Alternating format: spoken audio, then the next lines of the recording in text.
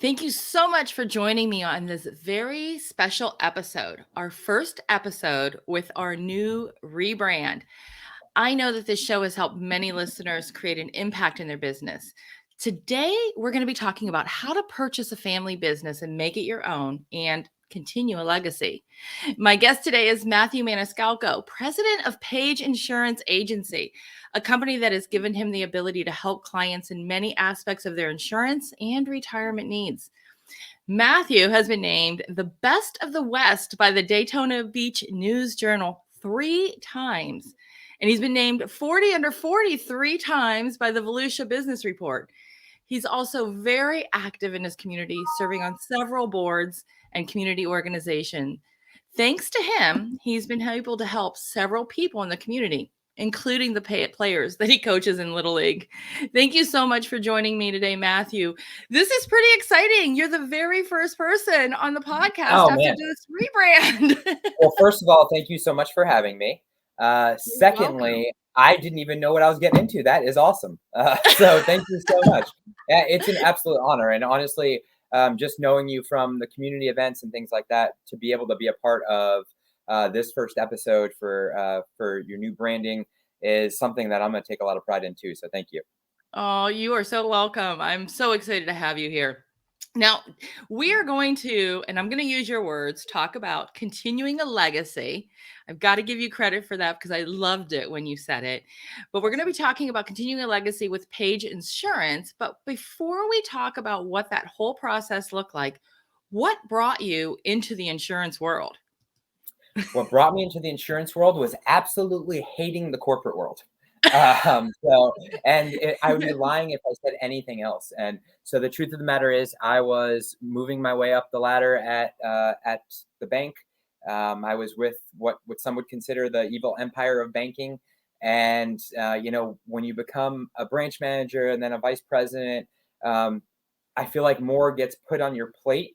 But realistically, there's less you can actually do to help people when it's in the corporate world. Mm. So I had these titles, but realistically, I felt like an overpaid Walmart greeter. I mean, I was unhappy, and that's just the truth. I was unhappy, but I took over a region that was my community, and people would walk in, and I would get anxiety because I knew I truly couldn't help them, and it Oh, just stunk. gosh. So I needed to find a way out. And all I knew was a combination of sales and financials, which it's a heck of a combination. But my wife's family has been blessed to have Page Insurance Agency for many years. This agency's been around since 1965. So one of those things that the big transition for me was, what do I really want out of life? And that was a work-life balance, genuine happiness. Like I don't want to dread Saturdays because Monday is 2 days later. And that's what I was finding myself doing. I was dreading my weekends just because they were so short. And next thing you know, I was having to go back to the work. I can tell you, I've been 5 years now at the insurance agency, and there isn't a single weekend that I have dreaded or not looked forward to a Monday. So that was one. And then the other way I would say really is just because the insurance aspect is something that I wasn't familiar with before, but my family was personally affected by. I lost my dad at a young age, and we didn't have life insurance. We didn't know. Nobody educated us on what they were supposed to be doing. So my family, who moved down here in the 80s, pretty wealthy, got to the point where I was a teenager and we were not anymore because there was no planning. Mm. There was no partnership with anybody like ourselves. So Wow. being able to do that for our community is pretty amazing. Wow, and what a tough lesson to learn. I mean, how old were you when your father passed away? And I'm so sorry too. That No, had thank to you, be thank you. challenging. I was 21, and realistically, you go from having not a real problem in the world, so I'll mention the fact that I have a book coming out in February. Yes, absolutely So, mention that. so in my book, I talk about the fact that, I went from not having a problem in the world, thinking about, you know, what I was going to do on the weekends with my friends, thinking of maybe stressing over a midterm. But you go from that to becoming the man of the house. And I'm an only child, and my mom is just an amazing woman. So being able to help her was kind of my first priority then. And so it shut down any source of like, okay, where am I going in life at that point? And it was like, where do we go in life? And Wow. so at 21, I had to figure it out. That's incredible. And I've heard you talk about your mom and your family, and there's no doubt that you love family. You love your family so much the way you speak about them offline, just, daily conversation. But wow, what a challenge at 21 to have to totally shift gears and take care of your mom. I mean, I don't think she expected that, but I understand as being an only child, you kind of take that on yourself. She probably Uh, hated that you took it on yourself, right? But it's just probably just how you're wired to do that. yeah, and honestly, I've learned that by no means do I think that necessarily my dad passed at that stage for a reason to teach me something, but I do think that everything in life is tied together, and those challenges that I went through really helped me in everyday life, getting over obstacles. Because realistically, when you face that kind of challenge at 21, when you're unprepared for the world, but you think you can take on the world, the real world later on seems a lot easier. I bet. I bet. So you got into insurance. Yeah. You hated the banking world, and then how long did were you in insurance? And you were actually working for your mother-in-law's insurance agency, which is Page, which is what you Yep. own Yep. now. Yep. So how long did you do that before those conversations started to happen about you purchasing it or taking it over? So I started at this agency December 1st, 2016. So I just had my 5 years. Um, so when I made the transition over, it was more like, okay, let me find an alternative to banking that I can utilize my skills for. And that's what I did. I created the retirement planning side over here. So I kind of went straight into that. I was selling life insurance because I believed in it. Um, and I would say probably after a year and a half or so of building the book of business, I can tell you the first 6 months I was sitting here thinking, oh my God, what do I do all day? Because I was used to being told what to do. Well, yeah, I guess that would be a huge challenge, Yeah, right? If you've yeah. never worked for Sitting yourself in your before. office, you're like, so, like, how do we get out there? And thank God for social media and people like yourself, because realistically, that's how I got out there. Yeah. So I'd say the first year and a half, it was more like building my book of business, understanding the products, understanding the industry. And then, I went to my mother-in-law and I said, what's your retirement plan here? And she said, well, you know what? I don't really have one. I've kind of just survived. And I said, okay, well, let's look at this together and see how we can continue the legacy, keep it in the family, not bring in a corporation, the world that I fought before, and make it work. And that's exactly what we did. So um, it involved a team of our accountant, our attorney, everybody else. Really just kind of took me in. They understood that I wasn't that son-in-law who was coming in trying to change the world. I was that Mm, son-in-law who had a successful career prior, and I was wanting to do a combination of things. I was wanting to keep a legacy alive. I was wanting to give my mother-in-law a retirement. I was wanting to give my family a work-life balance of me being around, and I knew that this was the opportunity. So about 3 years into the agency, I said, "How do I buy some stock?" And I bought a little stock. I became the vice president, and then slowly bought more stock, and here we are. So my mother-in-law retired in June of 2019.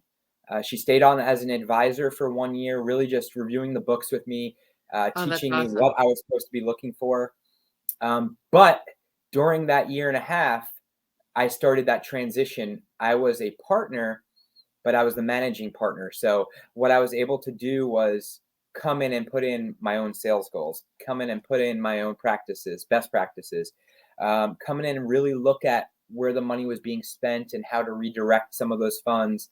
I took over the social media, all of that stuff. So over that Mhm. time is where I really was able to make it my own, I guess you could say. And so I've now been the president for a year and a half, and there was no looking back. I don't regret any of it. I think that some of the changes I made were very, very difficult, but they were needed.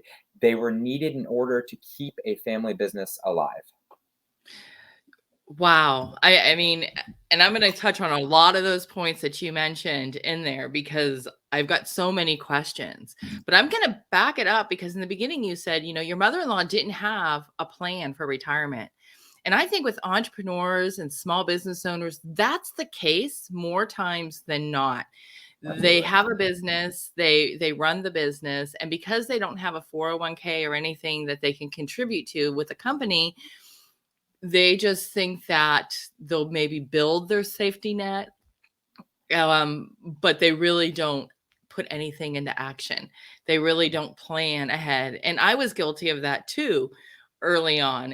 And honestly, it's my husband who's like, no, like you need a plan. Like I had a plan. It wasn't a really good plan. Yeah. But it was a plan.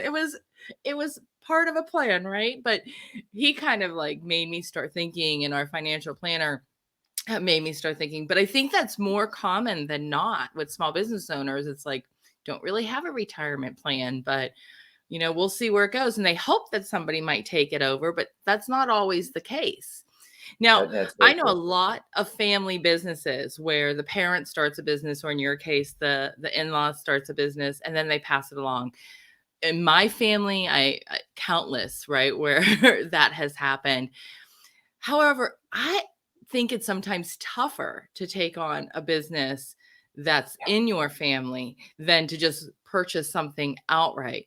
And one of the areas where I think it's probably a little bit harder, and this is just things that I've witnessed myself, is when it comes to negotiating Mhm. that purchase price or what that's going to look like. And sometimes, especially if this is like a parent child directly, right? The child is more likely to kind of cave because you just kind of always listen to what your parents say. Like you kind of go with it. And because they've built this, Yep. you're almost afraid to negotiate. Now you're Yeah. coming in as an in-law, you're still family, but what was that like? Did you have those same feelings? Like, was there an issue with negotiating that, or was it you both were There on the same wasn't page? there wasn't because of the people that were involved, I can tell you that. And I think that that situation could be extremely difficult. It could be awkward. It could be, there are times where you don't necessarily see eye to eye on the numbers, but you hit it the nail on the head. It is something you don't necessarily feel like you can bring up because of almost that, like, this is their baby. So like, how do you Mhm. tell them it's not worth what they think it's worth, or vice versa? And it was difficult, but I had to be real. And it's hard because my mother-in-law is like, she's a spitfire. Like she's not somebody you I want would to. say she is. I don't Oh, yeah. know her, but to build an insurance business the I way mean, she did, and there's I mean, no doubt. she started here as a receptionist in the 70s. She worked her butt off to get where she was. So to be able to take any credibility away from that was something I wanted to make sure that I didn't touch. Um, That's awesome. I would say the negotiation standpoint was, we had it evaluated by our commercial attorney, and with the accountant, to say what each stock share was valued at. And then at that point, we looked at the money she'd personally also put in to keep this place alive over the last 10 years. So we Mhm. looked at all of that, came together on an agreement, and it went a heck of a lot smoother than you might think. To be honest with you, I think the biggest transitional hiccup I had was the transformation of the team. Mm. When you're in a fix of your own way for the however many years, and then there's this new guy saying, no, we're going to do it this way. I think that was the hardest transition. Ownership went a lot smoother than it probably would for most. I'm very blessed for that, and I can tell you the most rewarding part of that is, I know I touched on this personally with you, is my mother-in-law wrote me a handwritten letter for Christmas. She gets us gifts every year, of course, but this handwritten letter was attached to one of them, and it specifically said how thankful she was that I made this transition so easy for her. And it was something that Wow. she didn't know that could happen. So um, I'm thankful for her. I'm thankful for my family, as we say, but realistically, it's been fun. That's awesome, and kudos to her for writing you something, because I'm with you. Something from the heart, something sincere means more than any gift you can purchase. I mean, that means so much. And to let you know that, because I know personally, I see you working your business, so I know how much you put into that business. And that's awesome that she did that. Now, you said that the transition, and I believe that transition, based on what you just told me, was easy, was because of the other people that were outside guiding you. So it wasn't your opinion, her Oh yeah, opinion. yeah. You had facts and hard You have information to. that you, right, you had to look at that and make those determinations. But the team, you said, was harder. So how many people on the team did you inherit? So I inherited 16 people here. There were 16 employees at the time, and now we have. Uh, well, I'm hiring my 12th teammate now because I really don't look at my staff as employees. We are one giant family. So we have 12 teammates now. You can just call me coach because at the end of the day, honestly, like we're all here to support our families and do the right thing for our community. So I don't look at myself any differently. But those 12 people now are more efficient than the 16 people that were here prior. And I don't say that to insult anybody who was here prior because there were some wonderful people, and some of them have simply just retired and it was the time. Right. But we also had people that were coming here making, making they were making money on their given accounts, and they were coming in and play solitaire for an hour or two a day and then heading home. And one thing my mother-in-law said to me when I made these changes, because she was fearful, was, uh, I'm a great leader and I'm a trustworthy owner, but I was never able to have those difficult conversations. And Yeah, so that's tough. difficult conversations is not my forte. In fact, I had to have one right before I signed on with you. So this is like the biggest Oh, pleasure in no, the world. sir. Oh. So, but I don't know if it was the banking world or what, but I honestly I hate confrontation. I hate anybody feeling like I'm not giving them their fair share. Um, Yeah, so it was hard, and yeah, honestly, there's probably only 1 to 2 people who have ever stepped foot in this agency who wouldn't give you a respectable, answer as to why I made those decisions. It was right. hard, it kept me up at night, they were I people bet. I liked. I mean, it's difficult, but and one other thing that my mother-in-law said that always stuck in my head was, you got to take into account how you do this, how you word it, and if you do it, because, and she said this exact line, do you really want to be the topic of a conversation at the grape tonight? And I laughed, but that was when I first got into management here in this town. So I kind of thought to myself, I don't even know what the hell that means. And now I understand because people are at the, our local wine bar at 5 o'clock and Yeah. they're talking about, how their workday went, this and that. And I said, and my answer to that now is, would you rather them be talking about you for the changes you made to better your company and better your community, or would you rather be talking about you at the great because you're out of business? Yeah, And that's where you have to look at it. There are now 12 families who depend on this agency opening the doors every day. And that's what I really, really pride myself on, because if I don't make the correct decisions along the way, it's affecting 12 other families. And that's a big deal. yeah. No, it is a big deal, and I think that's awesome. And I was going to say, for everybody listening who does not know what the grape is, it's the elusive grape in DeLand, Florida, which is the local wine bar that everybody hangs out at. Uh, so when you took this on, you clearly had a vision for what you wanted that business to look like. How closely did it align with your mother-in-law's vision of when she had Page Insurance? I would say that the thing that aligns the most closely would be the thing that aligns the most closely in my eyes would be the reputation standpoint of it. She prided herself on being a respectable agency with ethics and being able to do the right thing for the client while they're in front of you. I 110% am running the same show when it comes to that. I Mhm. would say my management is differently aligned when it comes to holding people accountable, um, and really really pushing that team idea. I want everybody to come to work as if this isn't their job, but they're doing what's best for their community. I want everybody to understand that uh, they are benefiting other people when they come to work. So it's very closely, I guess you could say, because realistically, she prided herself on ethics, and so do I. But um, but I also pride myself on keeping the business alive and Yeah. growing and growing. I think we were in a steady comfort spot, and Mm. I It's think that easy to was just a fall into. yes, yeah, yeah. And I mean, there's 7 other insurance agencies on my block here.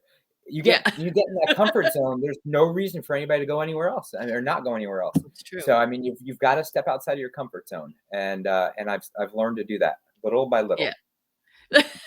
So when you took on this business, right, you started first as an agent and you came in and you were a brand new agent, fairly new compared to the other Oh, 16, yeah. I'm guessing, who had been there. And you build relationships, they're your peers. Now all of a sudden you're a managing partner and then you're the president of Page Insurance. Yeah. How did you keep your credibility? How did you keep that credibility and that mutual respect without them looking at you like you were just the son-in-law taking over a business? There's one word that perfectly comes to mind when you ask that question, and it's transparency.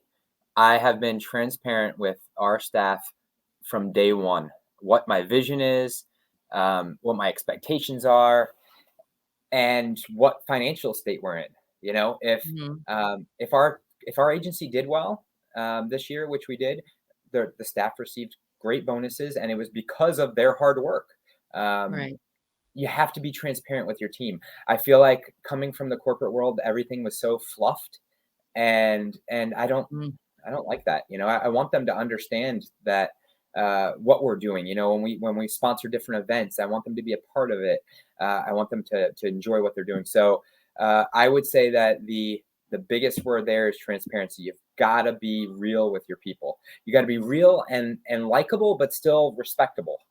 Right. And I think transparency goes hand in hand with team, It right? Because does. you're all in it together. You are not placing yourself above them, although Yes, you are the leader and you need to make those tough calls, but you're all together. You're all one fighting for the good of the cause. And that's that's what you 100% shared right. over and over, the community and making sure that the community is taken care of. And you do a great job of being an example of that with everything. I mean, every time I turn around, you're involved in something else. I'm like, he's Well, thank you. everywhere. He's Thank you, everywhere. thank you. And honestly, it's because of the team that I've built here, because we talk about doing something we love. My passion is this stuff. Like my Yeah, passion, you know, yes, I know insurance and I do enjoy insurance, but that's not my passion. My passion is people. So being yeah, able to do the community stuff because I have a team in here that works so hard allows me to do what I love. So yeah, I actually brought in the 2 people who are running my commercial lines and my financial department. I've known forever. One came from my bank, somebody I trust more than just trust like family. She's yeah. running commercial lines for me, and then I've got Taylor running our retirement department. I've known him since he was literally born next door. So it's about bringing in people that you trust, that you respect, that have the same ethics as you. And then finally, my biggest, I guess, secret that you could probably read in any self help book, so it's not a secret. But I brought in people that are better at things Mm, than me and that have strengths in my weaknesses. I brought in yeah, people who have strengths in my weaknesses. There are a lot of things I'm good at, but there are a lot of things I'm bad at. And so I brought in people who enjoy and are good at the things that I'm not very good at. And that has that's made us awesome. a complete team. That is awesome. Now, earlier you said that once you made the purchase and your mother-in-law stayed on for a year and a half to kind of help you through some difficult or not difficult, they may not have been difficult, but just help you transition into thinking like an owner and dealing Yep. with maybe some issues that came up. How valuable do you think that was in comparison to just purchasing a business and you're on your own? Oh, it was immensely, running a branch or even a region or any of that stuff when it comes to banking, all that stuff is programmed in you. Like daily, you've got these calls, like these conference calls. With this, I'm getting reports from my accountant that I have no idea what these numbers mean. I have no idea what any of it means. Like, I'm talking to our attorney about S corps and C corps, and I'm just like, all right, well, I used to sell checking accounts, so now I got to figure it out. And that's exactly why it was so valuable. She was able to go over the monthly numbers with me, look at our expenses, look at everything, all of the bottom lines, and then just kind of having somebody to understand the difficulties I was having on a daily basis. So she was really only coming into the office once or twice a week for a few hours, but those couple hours gave me a sense of I'm not alone. So Mm, that's a huge thing to overcome when you're buying out a business. I mean, sometimes you feel like you're alone. I mean, your financials are at risk. Your right. reputation is at risk. I told my mother-in-law when I first got into this business, I said, if this business fails, I have to move out of our little town. You know why? Because it's been here for 56 years and it's been successful. And then Matt Maniscalco takes it over. If it's gone, I better be gone too. So it will not. No, I have no doubt that it will be successful.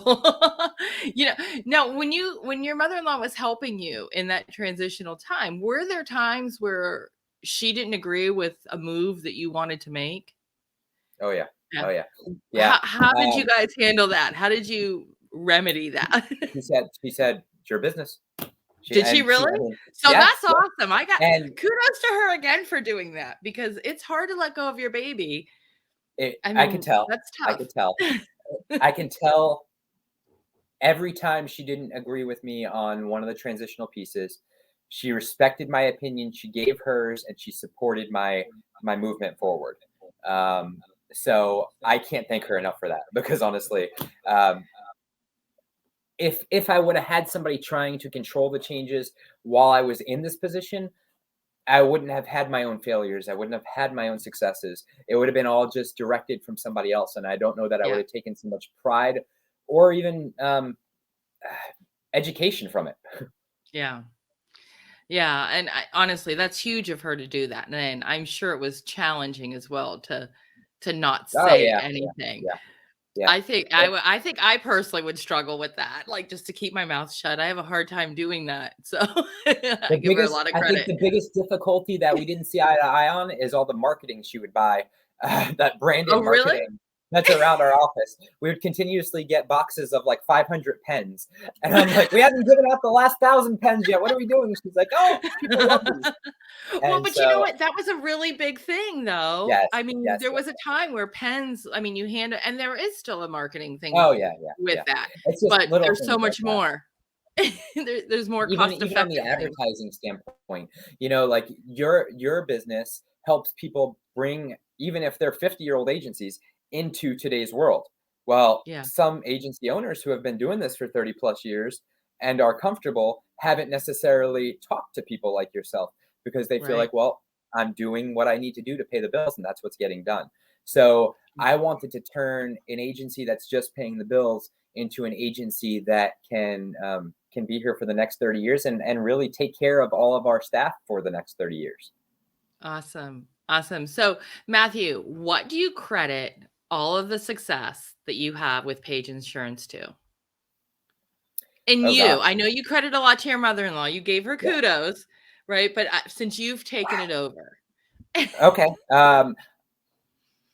I can't give you one answer. I think there's a few different things. I think we talked about my mother-in-law trusting me with this ability. I will once again go back to my mom for instilling the values in me. My Mhm. wife for dealing with me being so neurotic. Like I literally, I worry about everything. So she's the person I go home to and spit it all out to. So and honestly, her career is what allowed me to take a step back from banking and come here. So my wife, I That's owe a awesome. big debt to, although she'll never say that. And then the team that I brought in here, I couldn't have done it without the people that have been here for the last, I would say, 2 to 3 years specifically, because I've got a receptionist that has my back every way. when somebody walks in. I've got a person running each department that I truly trust, that I feel comfortable stepping away for the office. I wouldn't be able to do any of this without that.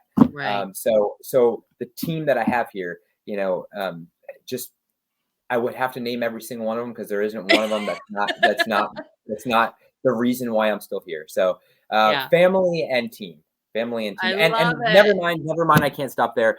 The community, Yeah. because come on, you work in this community and you know that we're a unique bunch. And Yes.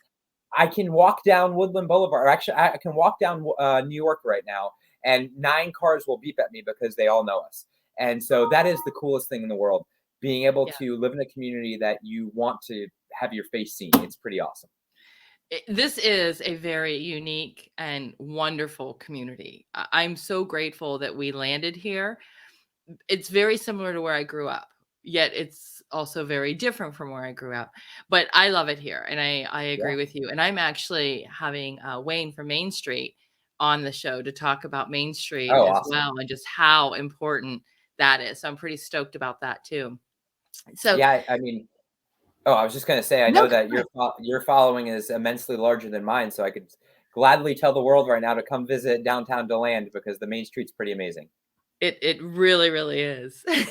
So if somebody right now is listening to this podcast or watching this video on YouTube and they're thinking about continuing their legacy and taking over a parent or an in-laws business, what is one piece of advice that you could give them?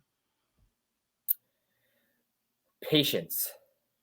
The answer is patience. I got in day one thinking there's an opportunity here. Um, but I almost wanted to rush the process over the last few years.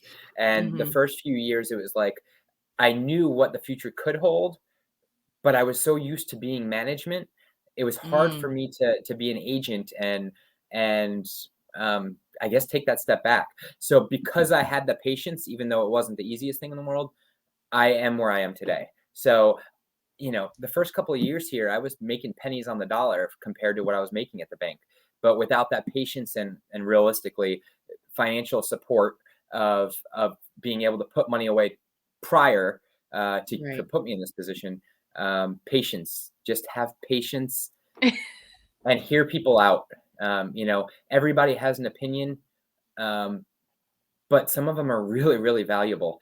So to be able to go around the office and ask people, the one thing I took away from the corporate world um, was the start, stop, and continue. Like, what do you want to see started here? What do you want to see stopped here? And what do you want to see continue and move forward? And I did that with every teammate, and I think that gave me an idea of what can keep them here happy and what can also take us to the next level. I love that. I think that's pretty cool. That's pretty cool that Thank you you. did that. So before we wrap it up, I want to give you an opportunity to talk about your book. Yeah. But can I also mention Dr. Phil? Oh, sure, sure. Okay, all right, just Yeah, making yeah, sure. yeah, yeah, yeah. No, I'm an I open do book, you Okay, so literally. mm, so you are going to be on Dr. Phil as well, and you have a book coming out. Now, this is your second appearance on Dr. Phil. Do you know what that air date is? So it actually has aired already. Did it So really? And I missed it it? did, it did. But you can check How it did out I on miss on our Page Insurance Agency Facebook page. It'll be on there as well as my personal page. But yep, it's on there, and it was pretty amazing. It was the second time we were on it. Really quick backstory on that is back in 2005, I won my Mom Mother of the Year on Dr. Phil. I've always enjoyed writing, which will lead into the fact that I'm going to talk to you about my book. it? But I've always enjoyed writing, and Dr. Phil liked what I had to say about my mom and really giving her tribute. So back in 2005, they flew us out to LA. They had me read my essay on national TV, and they awarded my mom, who was currently working 2 jobs, just to put me through school and really just support me. And they gave her a brand new, at the time, '06 Mercedes ML 350, which was the most amazing thing in the world to be able to see her kind of just forget about her worries for a few minutes. So Aw. that was really awesome. But now they called us a few months ago and they said, hey, do you want to do a follow-up episode? We're doing a 20th year anniversary. So if you search 20th year anniversary, Dr. Phil on like YouTube and stuff, there's also clips from on there. But and they had us, they actually, so because of COVID, they didn't fly us out, but they sent this whole kit and we filmed it from our office. And it was cool. It was a Where Are They Now? So I was able to thank my mom 20 years later for everything she sacrificed, talk about how I've given back to her over the years. And, it's funny because you're on national TV and the first thing you think to yourself is, I want to mention this and I want to mention that and I want to say that. And the first thing I said after they played all of our pictures and videos and they zoomed in on us on the teleprompter, I was sitting straight up like this for about 2 hours as we were getting ready to film, and then found myself filming, and I'm just wrapped around my mom like this, and I'm like, Aw. "Well, Dr. Phil, 20 years later, you got us crying on TV again. Thanks." And that's the first thing I say.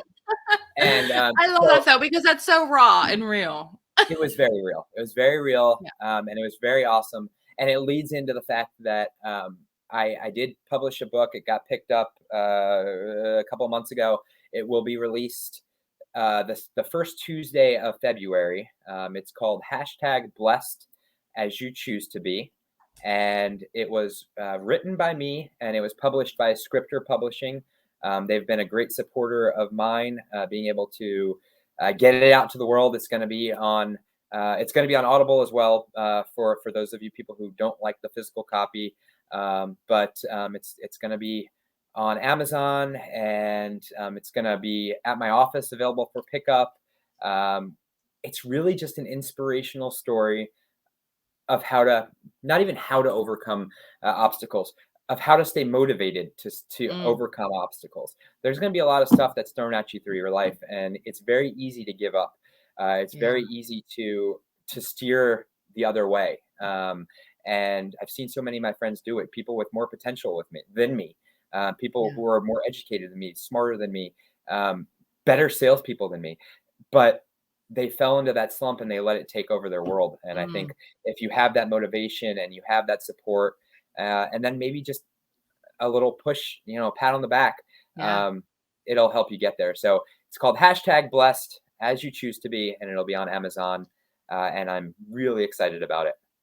I I am too. I can't wait to buy it. And as soon as it's released, you'll be able to just go to the show notes and it will link you right to the book so you can purchase Matthew's book as well. Oh, So, you're awesome. Thank Matthew, you.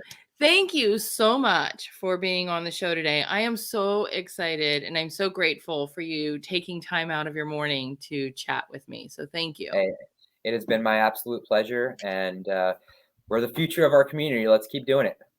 Awesome. We'll catch you Thank you next very much. week. See you guys. Thanks. Have a good one.